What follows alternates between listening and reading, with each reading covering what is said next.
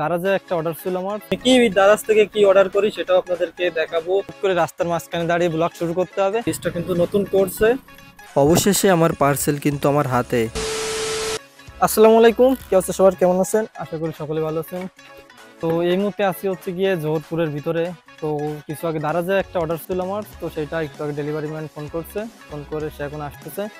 তো আমি কখনো ভাবিনি যে হঠাৎ করে রাস্তার মাঝখানে দাঁড়িয়ে ব্লগ শুরু করতে হবে। তো একজন হয়েছে কি, আমি এক জায়গায় গেছিলাম, যাওয়ার পরে ডেলিভারি ম্যান একটু আগে ফোন করে বলে যে আমার অর্ডারটা নিতে। তো আমার লোকেশন আমার গ্রাম দেওয়া ছিল, সেখান থেকে হচ্ছে কি আমার সেই ইউনিয়ন ছিল।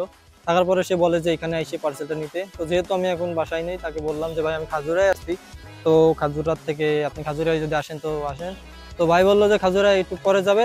তো তার জন্য ভাইও আসতে যেহেতু 1 ঘন্টা সময় লাগবে, আমারও এখান থেকে যাইতে অনেক সময় লাগবে। তো ভাবলাম বাইকে খাজুরে আসতে বলি, আর খাজুরে এসে পার্সেলটা আমি অ্যাকসেপ্ট করি। তো এই মুহূর্তে মাঝ রাস্তায় ভিডিওটা শুরু করি এখানে। এই মুহূর্তে বাইকটা চালাচ্ছি হচ্ছে কি আমি, যেহেতু অত ভালো রাইডারও না আমি। তো যাই হোক, টুকটাক আর কি রাইড করি, সেটা আপনাদেরকে দেখাচ্ছি। আর আশেপাশের যে ভিউ গুলা সেগুলো কিন্তু অস্থির। মানে গ্রামের ভিতরে রাস্তা, তো তারপরেও সাইড দিয়ে যে অবস্থা, তারপরেও খুব ভালো লাগতেছে আর কি। তো আপনারা ফুল ভিডিওটা দেখতে থাকেন, এবং আমি কি দারাজ থেকে কি অর্ডার করি সেটাও আপনাদেরকে দেখাবো। মানে আনবক্সিং পর্যন্ত আপনাদেরকে পুরোটা দেখাবো, তো আপনারা পুরো ভিডিওটা দেখতে থাকেন।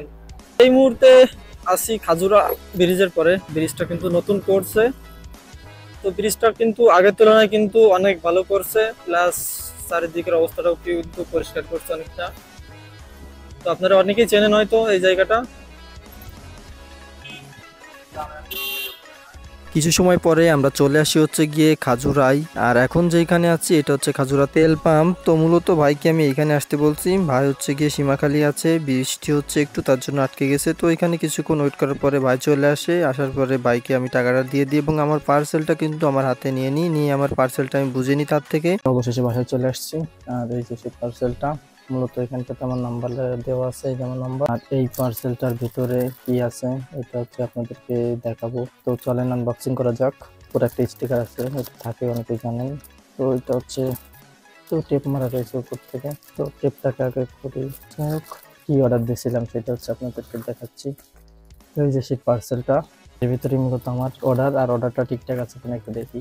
তো হচ্ছে এই যে এখানে লেখা আছে দেখেন, OnePlus 6 হোয়াইট। দেখো আমি হোয়াইট কিন্তু অর্ডার দিইনি, আমি তো হোয়াইট দিছি এইখানটাতে। এখন এটাকে আপনাদেরকে একটু খুলে দেখাই যে কি অর্ডার ছিল আমার।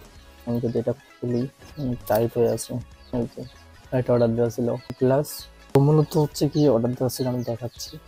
তো এই যে আমার এই ফোনের ব্যাক শেলটা অর্ডার দেওয়া ছিল। এখন এই দিক থেকে আমি একদিন টান দিছি, এখান থেকে হাত দিয়ে এরকম টান দিছি, হচ্ছে আপনার ফোনটা ফেটে গেছে। আর এর যে অবস্থা, দেয়াল মানে বাজে অবস্থায় গেছে। সাইড দিয়ে ব্যাটারি, তারপর ভিতরে সবকিছু আর কি দেখা যাচ্ছে। তো এর জন্য মূলত এটা অর্ডার দেওয়া ছিল। এর আগে একবার অর্ডার দিয়েছিলাম, সেটা হচ্ছে শিফট হওয়ার পরেও ক্যান্সেল হয়ে গেছিল। তো দ্বিতীয়বার অর্ডার দেওয়ার পরে এটা হাতে পাইছি, আর ঠিক আমি যেভাবে যেরকম চাইছি ঠিক সেইভাবে অর্ডারটা আসছে আমার।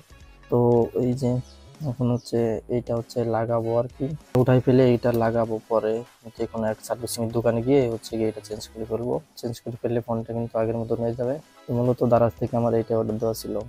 এর এর ফলে হচ্ছে আমি ফোন কোনো জায়গায় গিয়ে হচ্ছে বের করতে পারতেছিলাম না। তো এটা বের করলে মনে করেন যে কেমন একটা লাগতেছিল। অনেকে আবার বলতেছিল নষ্ট ফোন, এরকম। তো এটা একবারে লাগাই নিলে আগের মতন ফোন আগের মতো চলে আসবে, মানে নতুন হয়ে যাবে আগের মতন। যাই হোক, এটাই আমার দারাজ থেকে অর্ডার দেওয়া ছিল।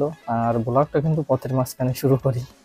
যাই হোক, সবাই সুস্থ থাকবেন, ভালো থাকবেন, এবং নতুন আর একটা ভিডিওতে দেখা হবে আপনাদের সাথে। আল্লাহ হাফেজ সকলকে।